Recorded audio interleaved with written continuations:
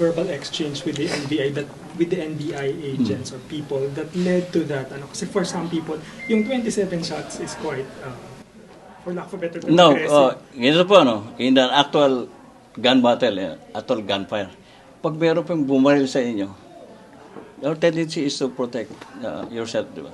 Lalo na, ang report namin ay gusto nilang pumasok dito. So, umatras kami, pero tuloy-tuloy ang putok nila. Anong choice po namin? Papaputok din po kami to prevent them from coming in. So yung the rest of the shots po were directed at them? Yung the rest of the shots? Kasi yung una sa... Hindi na po namin sila nakita. So, sa taas pa na nakita nyo yung mga windows, di ba? So, hindi po ito directed sa tao kasi hindi na naman namin na sila nakikita. Just to scare away na huwag na silang tumuloy. So, it was fired sa windows po? Sa windows. So, nakita naman natin, windows, di ba? Kasi kung hindi kami paputok, baka akala nila takot kami o wala na kaming bala. Di, susugod na sila sa loob. yung argument po, sorry na. So, we're just sending the message na you cannot go inside. You cannot do this to the Senate. This is a sacred institution. Baka sabihin naman nila, sir, nasa GSIS naman sila, wala sila sa Senado. Bakit kailangan ng ganun? Hindi po. Yung pong kinalalagyan nila ay part na po ng Senate premises. Hindi po yan part ng Senado. Mali po yung sinasabi nila na nandun na sila sa GSIS. Sir, kasi parang ano yun parang pader lang. May grid ba? Parang pader na ano. Actually, it's a ledge, di ba? Parang may emergency exit kami. Mayroong fire exit ledge ito. But it's still part of the the premises of the Senate. Kasi hati ito, di ba? Hati ito. So, kunyari, ito yung building.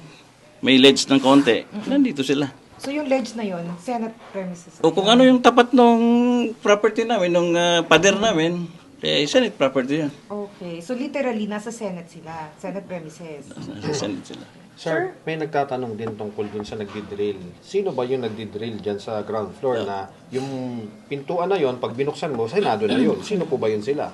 Actually, hindi pa namin malaman kung sino yun. It is a subject of the investigation of the PNP. Siguro, hintayin natin investigation kung sino ito. Anong reason ng pag-drill nila na nakita natin lahat, gabi na yun, di ba? So because of that? At saka, normally naman, pag may gagawin ang GSIS dito sa common area namin, mag-coordinate yung maintenance ng GSIS sa amin. So, hindi natin malaman kung GSIS pa yun o NBI. Ngayon kung NBI doon, parang kailangan natin ng explanation. Bakit nagdi-drill ang mga NBI doon sa common property ng GSIS sa Senado? Pero si Senator Bato, yung 1 a.m., yun na yung huling pag-uusap nyo. Hindi kayo sinabihan niya na aalis na siya, magtatago? Wala naman siyang sinabi. Pero ito, sasabihin ko na si Senator Bato, with what happened po, being his classmate, nararamdaman ko yung kanyang agam-agam, pag-alala. In fact, nung bumaba siya, nakipag-usap kay Secretary Rebulla, kay CPNP, nag-offer po siya kay CPNP na baka pwedeng doon na lang siya i-custody sa PNP. Nag-offer siya, sir? Paano po yun, sir? Nag-offer siya? Nag-offer po si General Bato. Ito, totoo po, hindi pa, siguro, hindi niya pa narinig. But I'm just being honest, dahil nandun ako sa meeting ni Secretary Remulla at saka Senator Bato at saka ni CPNP. Nag-offer po siya na kung pwede, doon lang siya i-custody kasi parang nararamdaman ko na he feels he's not safe anymore dito sa Senado with what is happening. So what anong was the response? response? Response, Secretary? Ang sagot kasi ni CPNP, I don't know if it's a joke. Sabi, meron naman kaming area doon, sir, pero doon sa custodial facility. So medyo natawa kaming lahat. Kailan nangyari yun? CSILG, sir, ano And then sabi? what followed po? Medyo kasama tayo sa natawa, pero ang sabi naman ni Sir Bato, sige po, mag-usap kami ni CPNP kung matutuloy talaga na under custody. Pero sir, knowing... Baka nandun ngayon. Pero sir, Wala namang report ang PNP na lumipat na siya You have no sa... pero idea, sir, sir, knowing kung the fact nasaan na... siya palabiro Pero wala kasi- namang offer kasi ang PNP to provide him with protective Pero custody. seryoso si Senator Bato nun. Kasi knowing the fact kasi palabiro yan minsan na sabihin, dila lang ako. Alam mo, nakita ko si Senator Bato, yung sinasabi niya, it's an expression of his frustration.